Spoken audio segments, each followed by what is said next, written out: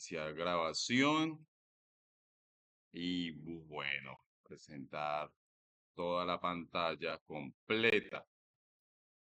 Hacemos la prueba, ¿cómo me escuchan? Bien, seguro que bueno.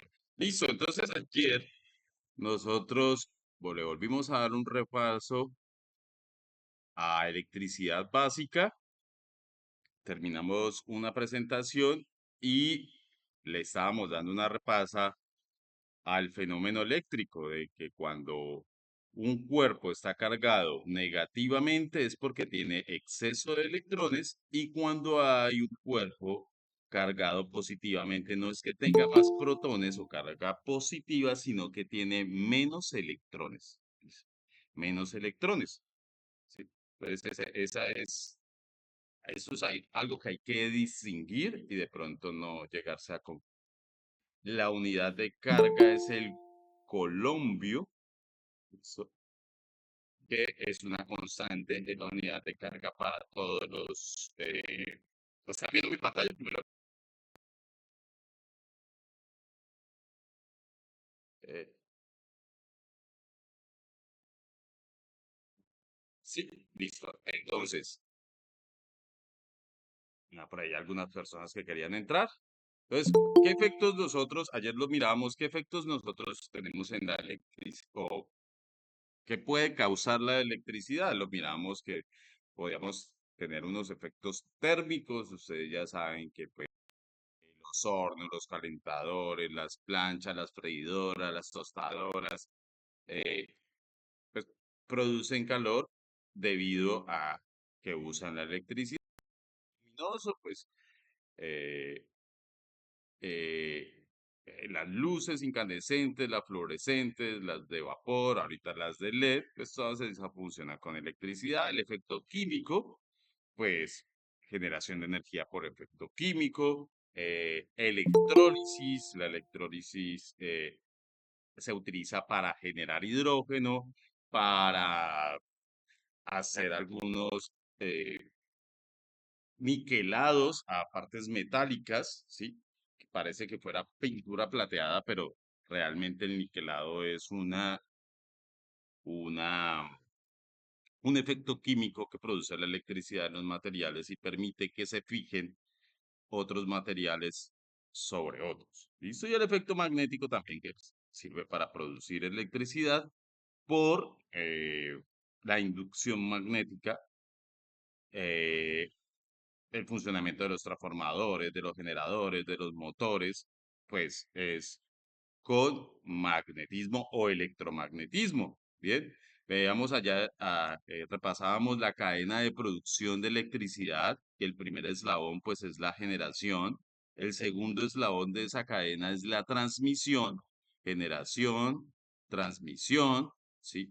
Luego pasamos a la distribución de la energía, y por último, la comercialización, porque es importante saber esto, porque así es como se negocia y se produce o se estructura el mercado energético en Colombia, ¿sí? De esa manera. Hay unas empresas o agentes generadores que de hecho esas empresas y esos agentes no pueden ser transmisores, ¿sí? La cadena impide que una sola empresa pues tenga todo el monopolio de la producción de energía, ¿sí? Esa estructura de esa forma impide la monopolización y pues que los precios pues los pongan como se les dé la gana, ¿sí? Eso es para evitar eso. Bien. ¿Cómo se produce la electricidad? Básicamente y en Colombia el 60% de la electricidad está producida por fuentes hidroeléctricas. Afortunadamente tenemos unas buenas caídas de agua o cantidades de agua que podemos represar y utilizamos esa fuerza para mover una turbina, pegarle a la turbina.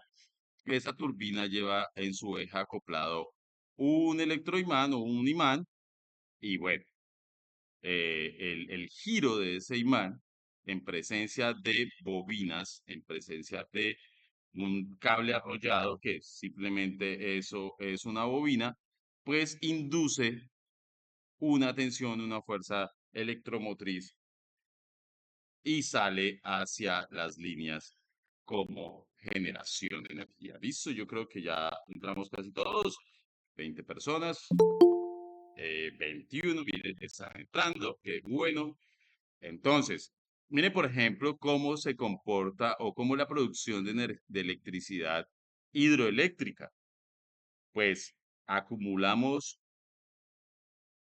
una columna de agua en una represa y construimos un muro para acumular esa agua, dejamos un tubo o varios tubos para que esa agua circule con fuerza, pero miren que hay una diferencia de altura, ¿no? Entre la turbina y la columna de agua. ¿Para qué? Para que se venga con bastante fuerza, pegue eso a esa agua pegue en los álabes de la turbina. Estos son los álabes, se los indico acá, mírenlos. Listo, por ejemplo, esta es una turbina Pelton que se utiliza para grandes caídas, ¿sí? Para caídas de bastante altura y poco caudal, ¿sí? Hay tres turbinas diferentes que son las que más se utilizan. Está la Pelton, está la Francis y está la Kaplan. Cada una de ellas ha sido dimensionada para operar eh, con dos variables, que es la altura y el caudal.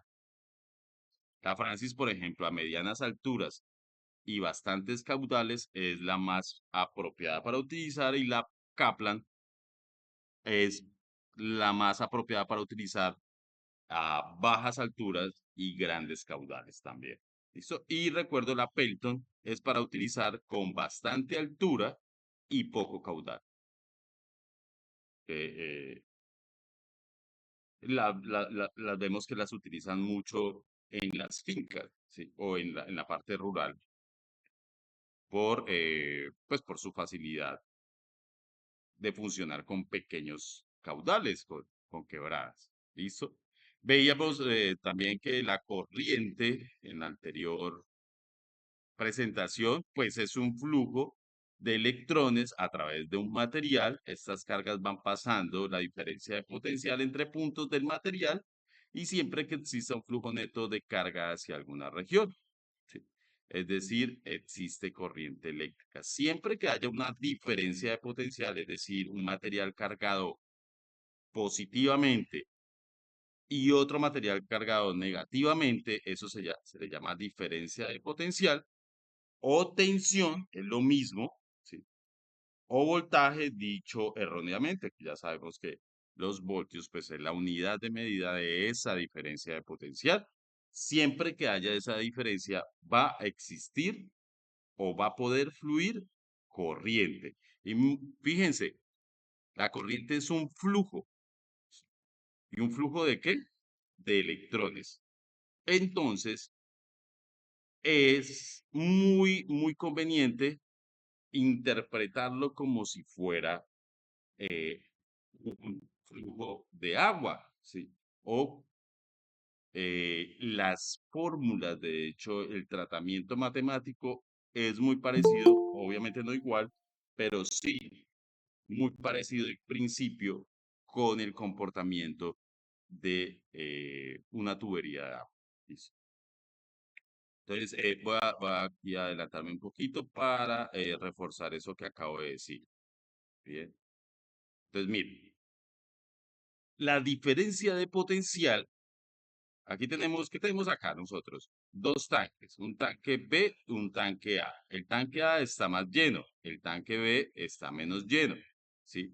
A ellos dos los une una tubería con una válvula, y hay una pequeña obstrucción en la tubería o una reducción de su diámetro.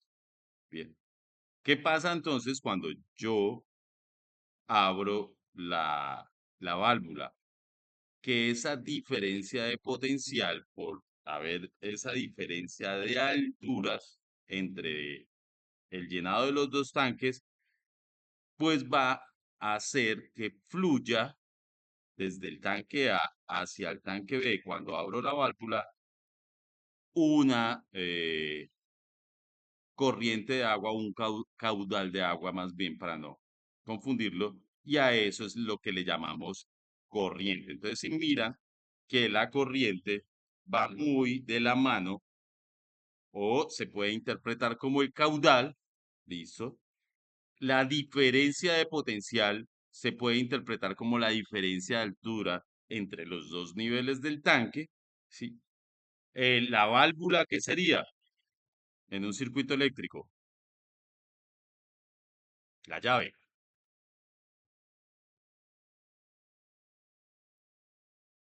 El interruptor, ¿listo? Y esta pequeña obstrucción o esa reducción del diámetro de una tubería sería la resistencia, ¿listo? Tenemos la corriente como el caudal que fluye cuando se abre la válvula, la diferencia de alturas, la tensión, ¿sí? Miren que si los dos tanques están equilibrados y yo abro o están al mismo llenado, a la misma altura de llenado, cuando yo abra la válvula, pues, ¿va a fluir corriente? ¿Va a fluir caudal en la tubería? ¿Ustedes qué dicen? Sí. Si los dos tanques están igual de llenos. No. No, ¿cierto? Entonces, si no hay diferencia de altura, no hay corriente. ¿Listo? Bien. Y podríamos decir que esa misma igualdad es una igualdad de llenado en los tanques, es una equipotencialización. Ojo con ese término que es bastante utilizado, equipotencialización, es decir, que están al mismo potencial. Cuando yo tengo el mismo potencial en dos puntos, no fluye corriente. No fluye corriente. Por eso es que nosotros en alterna tenemos una fase que le decimos la viva y un neutro que no es propiamente conductor de corriente. ¿Sí la van ¿Sí la van viendo? Porque existe entonces una fase y un neutro. En el caso de corriente alterna. En el caso de corriente continua, entonces tenemos un positivo y un negativo. Bien. Entonces miren acá, ya para interpretarlo como un circuito o para hacer la analogía entre dos circuitos, uno hidráulico, este de aquí, ¿sí? Y otro eléctrico. Entonces podemos interpretar que la bomba de agua es la fuente de energía o la pila, ¿sí? El interruptor, la válvula, ¿sí? El conductor sería pues la tubería, y para nosotros sería el cable, y la resistencia pues sería esa reducción de diámetro de la tubería más las curvas de esa tubería pues van a ocasionar una resistencia. Bien. Aquí tengo un potencial alto y aquí tengo un potencial bajo que se puede interpretar también la tensión como una presión alta y una presión baja. Una diferencia de presiones. Sí. Es para que lo tengamos claro que cuando uno hace comparaciones, pues mejor como que mejor lo entiende, ¿sí? ¿Alguna pregunta, muchachos? ¿Alguna cuestión? PQR. Ahorita sí me voy un poco hacia atrás para terminar estos conceptos. Profe, una preguntita. Señor, Cuando habla de tensión alta o tensión baja, en ese ejemplo, ¿quiere decir que una vez pasa por la resistencia, la tensión disminuye después de ella?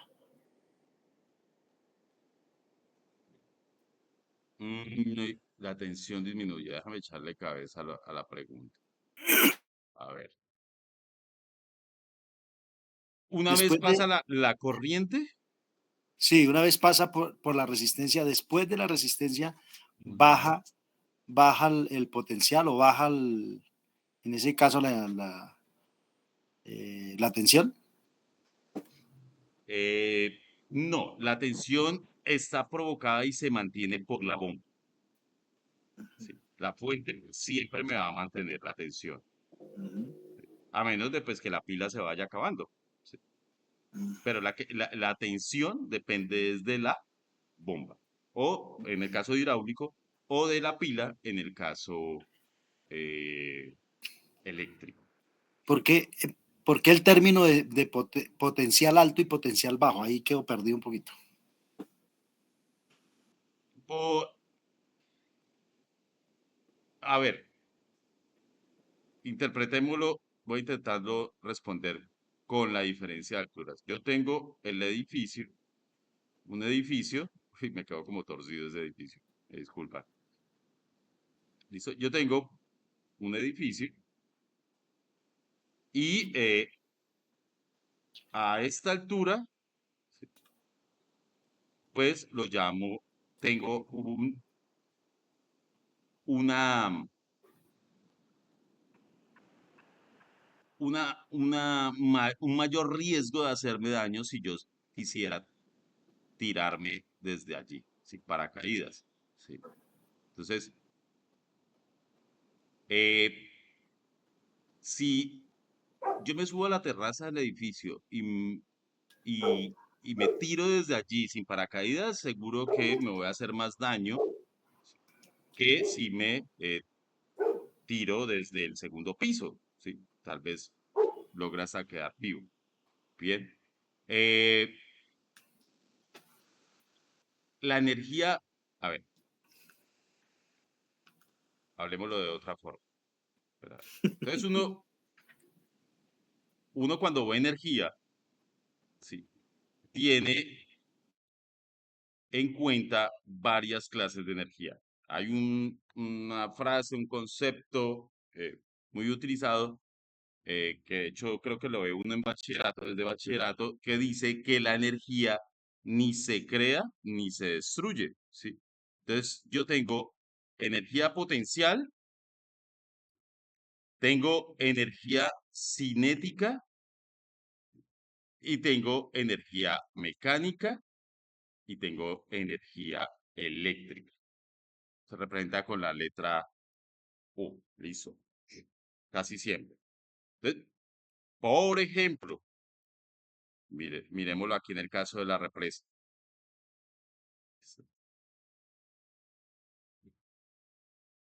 Yo, cuando tengo cerrada aquí la compuerta de la represa, para que no pase fluido, aquí en este momento, la columna de agua me está haciendo una presión, ¿sí? sobre sobre esa compuerta, ¿sí? En este momento yo tengo energía potencial. Cuando abro la compuerta, voy a borrar, cuando se abre la compuerta, empieza a circular agua, ¿sí? Empieza a circular agua. Aquí esta energía potencial se convierte en energía cinética. Cuando llega y le pega los álabes de la turbina, ¿sí? Y empieza a girar, se convierte en energía mecánica y cuando ese eje acoplado al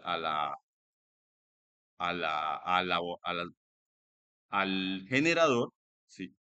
Ese eje de la turbina, ojo que aquí los álabes o esto es una turbina, diferente del generador, que está acoplado mediante un eje al generador. Cuando gira ese imán, esa energía mecánica se convierte en energía eléctrica. Bien. Y ahí, pues entonces tenemos las cuatro etapas de conversión de energía. ¿Listo? Eh, ¿Que por qué lo llamamos potencial alto o bajo?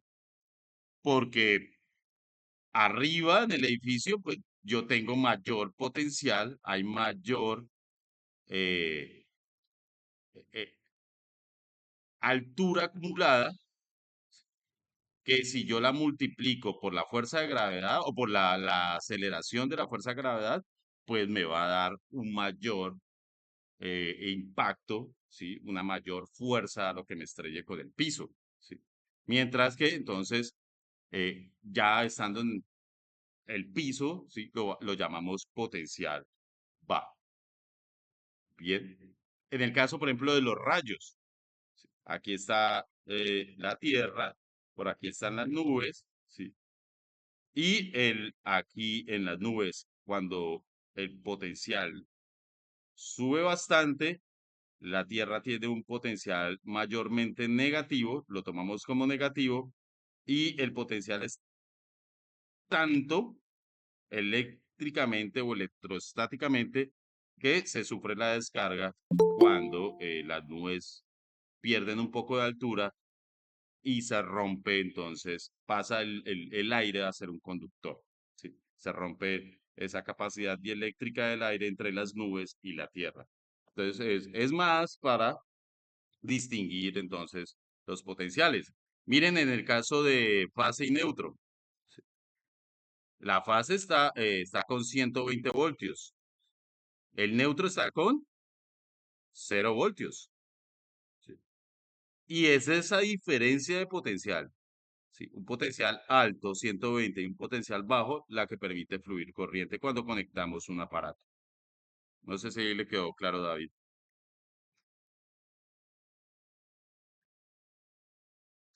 Les recomiendo energía potencial, la clase de energía potencial del universo mecánico. Allí explican muy bien eso de las energías potenciales. Pues, no me acuerdo qué número es, pero pues es fácil de encontrar entre los 52 videos. Bien, ¿alguno tiene Profe, otra pregunta? Señor. profe, le interrumpo allí para hacer una aclaración al compañerito que la tensión va a variar, depende de el circuito que tenga montado, si está en serie o en paralelo. Si va Sí. en serie, siempre va a ser constante, pero en paralelo siempre va a variar la tensión. Eh, me repiten porque creo que es al revés. Mira, yo tengo aquí la fuente, la pila, y tengo aquí las resistencias en paralelo. Tengo dos resistencias en paralelo. Si ustedes miran y por el mismo dibujo, si aquí hay 5 voltios, la pila me está mandando 5 voltios, yo coloco un multímetro acá o un voltímetro y voy a encontrar los 5 voltios. ¿Sí? Voy a encontrar. Y si ustedes miran acá y coloco un voltímetro acá, también voy a encontrar los 5 voltios midiendo. Bien, entonces, en paralelo, la tensión para todas las resistencias es igual y así conectamos los circuitos de iluminación. ¿Sí? ¿Para qué? Para que eh, me funcionen en caso de que se dañe bombilla, digamos que estas resistencias cada una es una bombilla, pues las otras siguen funcionando. Si las conectara en serie, se interrumpería el circuito, no cerraría y están funcionando las demás. Y por iluminación, ¿sí? Porque a todas les va a llegar la misma tensión. Entonces va a depender de la potencia de la bombilla para, eh, para iluminar. ¿Sí? O va a depender del consumo de la bombilla para iluminar. Los circuitos de iluminación en una casa los conectamos en paralelo, ¿ok?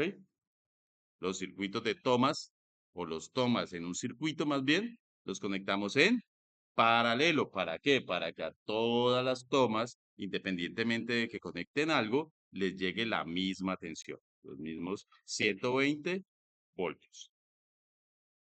¿Listo? ¿Alguna otra pregunta o no le quedó claro? Lo repetimos con otro ejemplo, ¿no? Profe, una pregunta. Señor, Profe, cuando el neutro está a 0 voltios, pero corriente sí transporta, ¿cierto? siempre y cuando se cierre el Este, circuito. claro, sí, sí. ¿Listo? Sí, yo lo que pasa es que yo mido con el probador de fase y en el neutro no hay voltaje, pero mido con la pinza perimétrica y si hay corriente. Cuando el circuito está cerrado, claro, sí. Exacto, ¿sí? Siempre y cuando hay corriente, solamente cuando se hace funcionar el equipo, cuando se conecta el equipo, el ventilador y se prende, empieza a circular corriente Sí, por el claro, neutro. claro. Ajá, sí. Lo utilizamos para cerrar el circuito y armar la diferencia de potencial. Y miren que el neutro con quién va conectado, con tierra. ¿Sí? Tierra, sí. Él al final en el barraje allá, ¿sí? Tenemos el barraje de neutro y el barraje de tierra, ¿sí? Y ellos dos van empuentados, ¿sí? Se Sí, claro. equipotencializan y a la final, y la tierra está a 0 voltios. Ajá. Bueno, qué Sí, buenas claro. preguntas, de verdad que empezamos a ver. Me gusta más cuando preguntan porque sé que están entendiendo, ¿sí? Sé que están Gracias. entendiendo. Listo. Entonces, muchachos, ojo con la corriente que circula por el cuerpo humano. La corriente que circula por el cuerpo humano para hacernos daño es muy bajita. ¿Listo? El cuerpo humano se considera con una resistencia de 1000 ohmios y sin embargo, para nosotros entrar ya en pérdida de control muscular y arritmia cardíaca, solamente necesitamos que circulen 20 miliamperios. De ahí para arriba ya empezamos a 70 miliamperios, dificultad para respirar, a 100 miliamperios, fibrilación ventricular, que es que el corazón se empieza a salir de ritmo, ¿sí? A 200 miliamperios, pues ya empieza a quemarnos, ¿sí? A quemarnos la piel y bueno, paramos de respirar allá a los 300 miliamperios. ¿Listo? Y esos son los efectos típicos de la corriente cuando pasa por el cuerpo humano. La corriente entonces, ¿qué es? Es un flujo de cargas, ¿sí? A través de un conductor. Aquí es entonces la relación entre la carga y el tiempo. La unidad de la corriente en el sistema internacional es el amperio. Amperio. Entonces, repasémoslo otra vez. La tensión se mide en voltios, la corriente se mide en amperios, la resistencia se mide en ohmios y la potencia se mide en vatios. Bien, para que lo estén recordando y ustedes lo tengan claro, no lo confundan, porque ya son electricistas que deben manejar estos temas o estos conceptos al derecho y al revés. Estas son las 4 variables que relacionan la ley de Ohm y la ley de Watt que vimos las clases pasadas. Para los que no han visto las clases pasadas, están en nuestro canal, son los últimos videos subidos y ahí están desde la clase 1 a la clase 4 del día antier, porque ayer no tuvimos, y en la clase 5 que sería hoy, que la subo después. Entonces, pilos. ¿Qué requisitos hay para que fluya corriente eléctrica? Uno, primero tenemos que tener una fuerza contraelectromotriz o una fuerza electromotriz provocada ¿por quién? Por la pila. La pila es la que es la fuente. Siempre la que nos da la energía, así sea un toma corriente que nos estamos prendiendo de allí, esa, esa es la fuente. La vamos a llamar fuente. Necesitamos un camino que permita a los electrones fluir ininterrumpidamente desde el polo negativo de la fuente de suministro de energía eléctrica hasta el polo positivo de la propia fuente. Entonces, miren que la flecha va desde el polo negativo al polo positivo. La corriente circula en ese sentido. ¿Sí? Y tercero, son 3 condiciones o requisitos que se necesitan. Tercero, sí, que se necesita para que fluya una corriente eléctrica. Y este tercero es que haya conectada una carga o consumidor a ese circuito. Porque si no está el bombillo, pues no fluye corriente. La corriente solo aparece cuando se conecta o se enciende el consumidor, el equipo consumidor, que le llamamos carga. Por eso a la corriente también le llamamos carga. ¿Sí? Listo. A la potencia también le llamamos carga, que son los bultos de café o de maíz que le echamos al burro. ¿Sí? El burro, entonces, sería, es el que nos da la fuerza, ¿cierto? El burro, entonces, sería el sistema eléctrico o la tensión, ¿sí? La fuerza o la presión para soportar esa carga, esos bultos, pues los da el burro. ¿Listo? Y la potencia del burro, pues, está relacionada con qué tanta bultos le podemos echar, ¿sí? Si es un burrito mal alimentado, pues no le podemos echar muchos, ¿sí? O muy pequeñito. A cambio, sí, pues ya es una mula o algo parecido. Entonces, también se puede hacer la analogía con el burro, los bultos de café. Bueno, el arriero sí no tiene nada que ver ahí. ¿Listo? Listo. Entonces, mire, tenemos dos tipos de corriente en electricidad que nosotros utilizamos. La corriente alterna, que como su nombre lo dice, no existe positivo y negativo. ¿Por qué? Porque aquí ella está variando entre positivo y negativo a través del tiempo. ¿Sí? Y para que lo entiendan bien, solo la corriente alterna solo para la corriente alterna hablamos del término frecuencia. Para la corriente directa no existe la frecuencia. ¿Y qué es la frecuencia? La frecuencia, pues, es la cantidad de veces que cambia de positivo a negativo en un segundo. ¿Sí? En un solo segundo. ¿Cambia cuántas veces? Para la corriente alterna en Colombia, ¿cuántas veces? En un segundo cambia la... 60 veces, 60, profe. 60. 60 veces o 60 hercios en la frecuencia en Colombia de la corriente alterna para todos los equipos. En Europa es de 50 hercios. Bien. Y tengan cuidado de no ir a conectar equipos que funcionan a 60 hercios en redes que funcionan a 50 hercios porque de seguro los queman. Entonces, es una variable que hay que tener en cuenta a la hora de conectar un equipo. Ahora bien, hay unos equipos ya últimamente los fabrican para que funcione con las dos frecuencias. ¿Listo?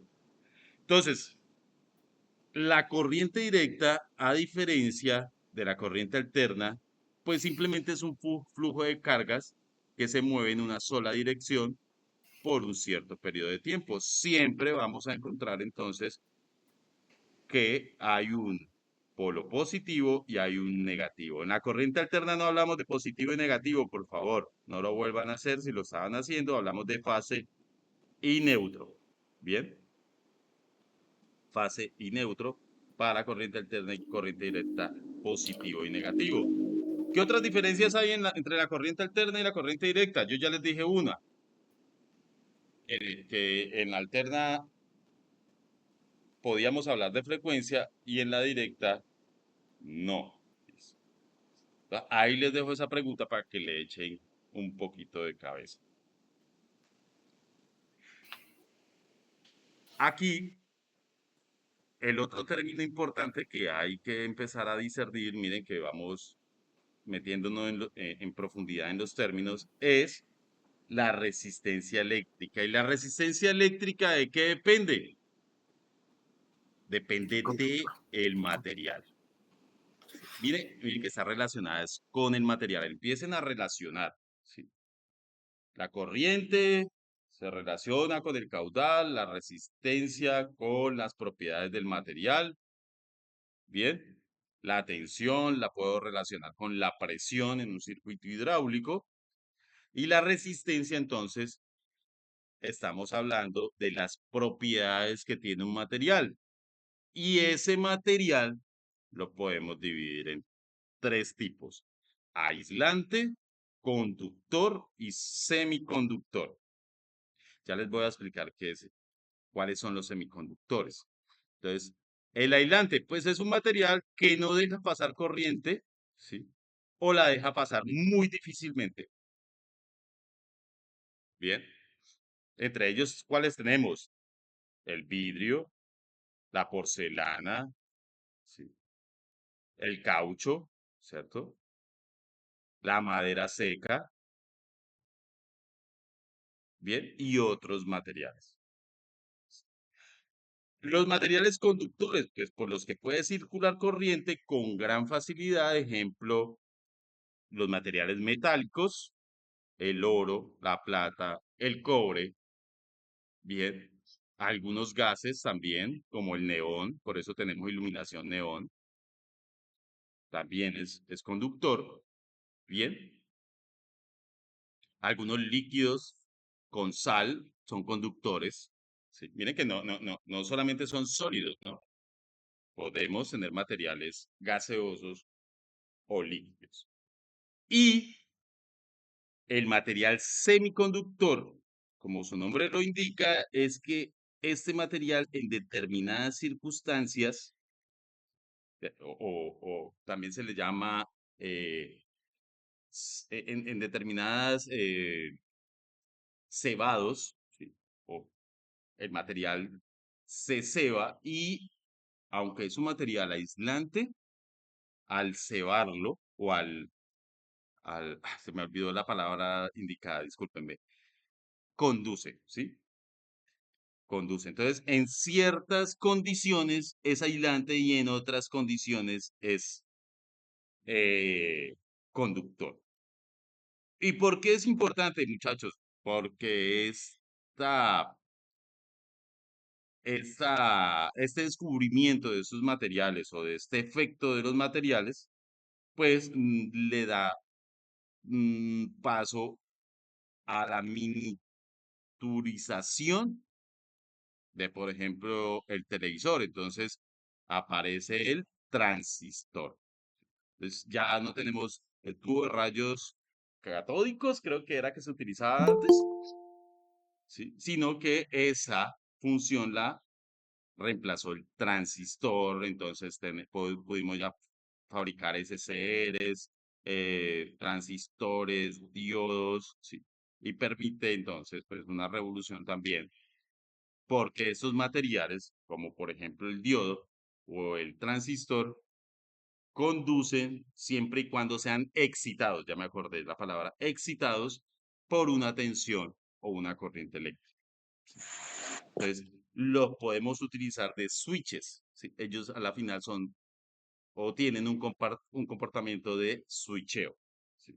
El diodo, por ejemplo, funciona muy bien para permitir la circulación de corriente en un solo sentido, ¿sí? Tenemos el diodo que más o menos es así el símbolo, ¿sí? Y él solamente deja circular en un solo sentido. Entonces, es muy bueno para que actúe como cheque, como una válvula tipo cheque. No sé si me entienden. Faltan 15 minutos. Bien. El transistor como interruptor, pues a nivel electrónico.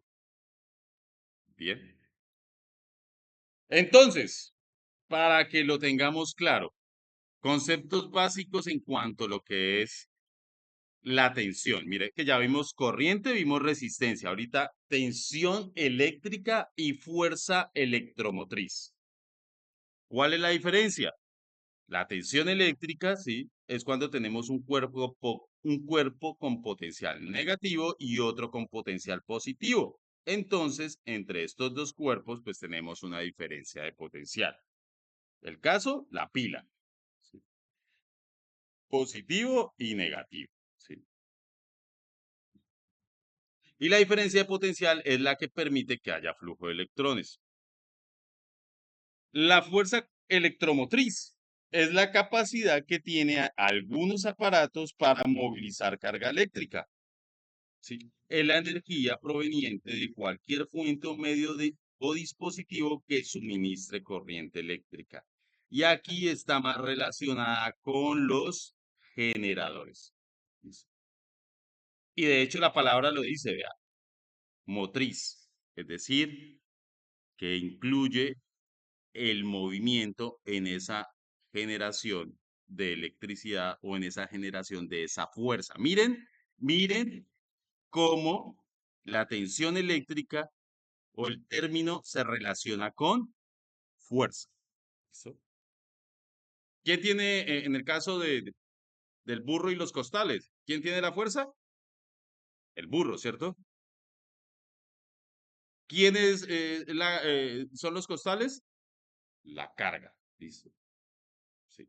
O esa cantidad de equipos que nosotros le conectamos a una instalación eléctrica. O esa corriente que consume ese equipo por ser de 2000 vatios. ¿Listo? La carga por eso está relacionada con la corriente. Muchachos, ¿preguntas?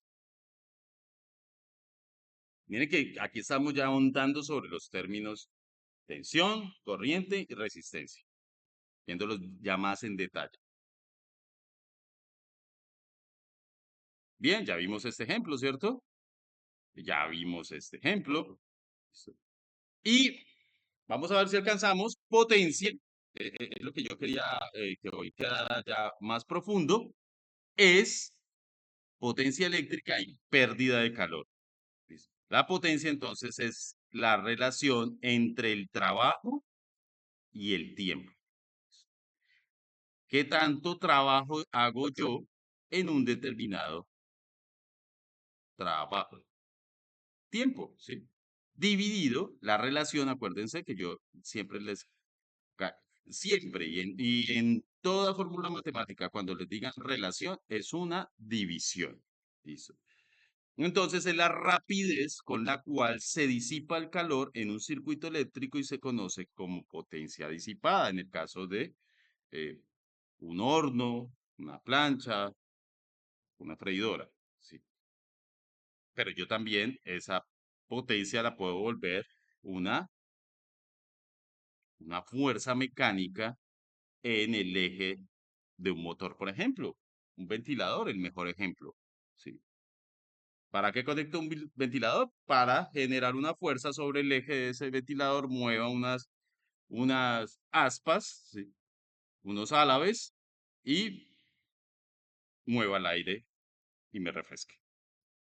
Bien.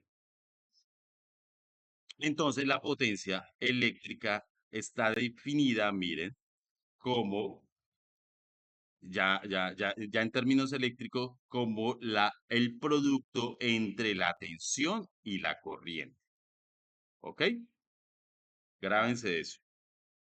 Eso sí, necesito que lo repasen y que resuelvan el taller. Para eso es el taller, para que repasen. Tengo otras fórmulas. Las vamos a poner en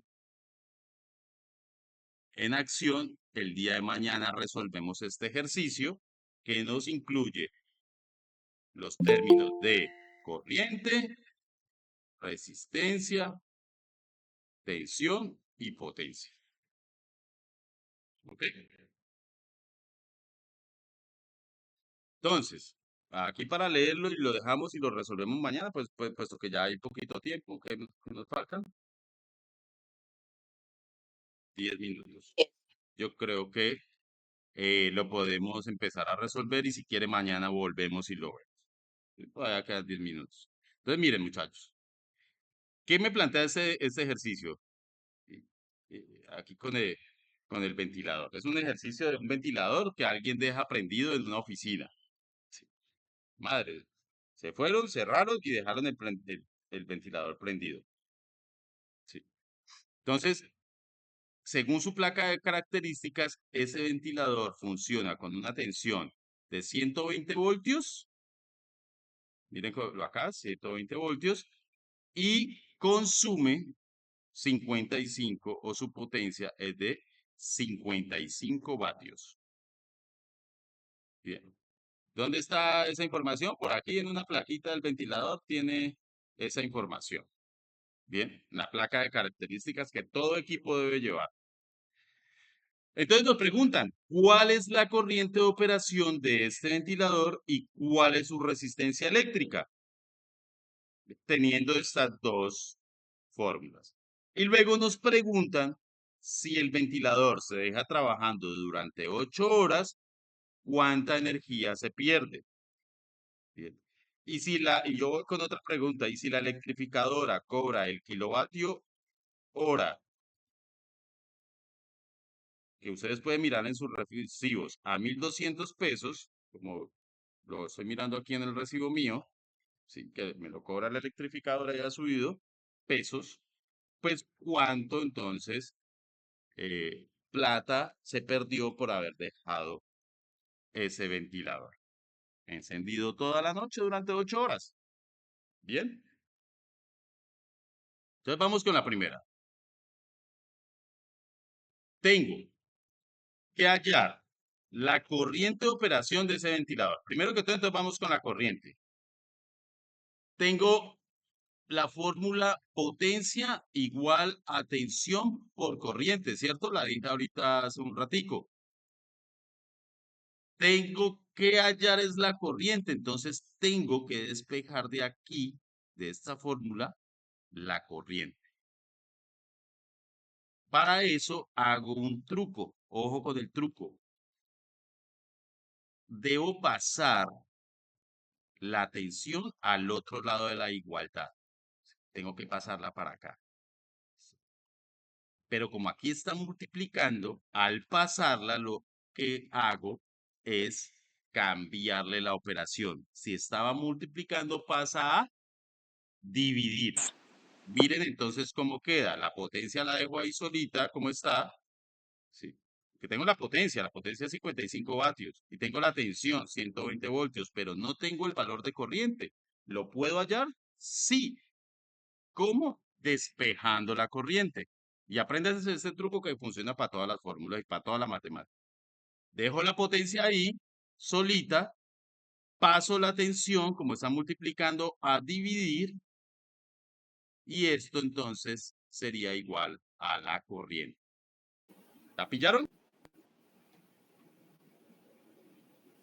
Sí, lo difícil. Está fácil. Listo. Entonces reemplacemos valores. 50 dividido 120. ¿Quién me ayuda con la calculadora?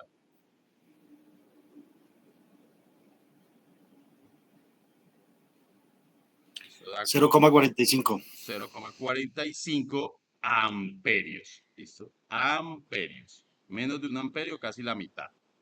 Ya resolvimos la primera, aplicando la fórmula de ley de Watt. Bien, la fórmula de potencia. Ahora, la otra parte de la pregunta me pide cuál entonces es la resistencia eléctrica de ese ventilador. Voy a borrar y voy a aplicar ahorita ley de Ohm. Ley de Ohm me dice que la resistencia es igual a la tensión por la corriente. ¿Sí? A ver, tensión es igual a... No, discúlpeme. Tensión es igual a corriente por resistencia. Resistencia. De acuerdo al triángulo. Miremoslo acá. Triángulo. Viene aquí. Sí, aquí está la tensión, ¿cierto? La resistencia y la corriente. Es igual a Tensión B es sobre igual I. a la resistencia, a la corriente por la resistencia. Entonces la misma. ¿Tengo la tensión? Sí, ¿cierto? 120 voltios. ¿Tengo la corriente? Sí, la acabé de hallar. 0,45. Entonces despejo la resistencia que no la tengo. Y le hago la misma jugada. La tensión está aquí, la dejamos ahí paradita, no la movemos. La corriente pasa al otro lado de la igualdad. Como está multiplicando, pasa dividiendo. Y eso nos daría el valor de la resistencia. Por lo tanto, la solución, reemplazando valores, queda 120 sobre 0,45. ¿Cuánto me da? 120 voltios, obviamente, y 0,45 amperios.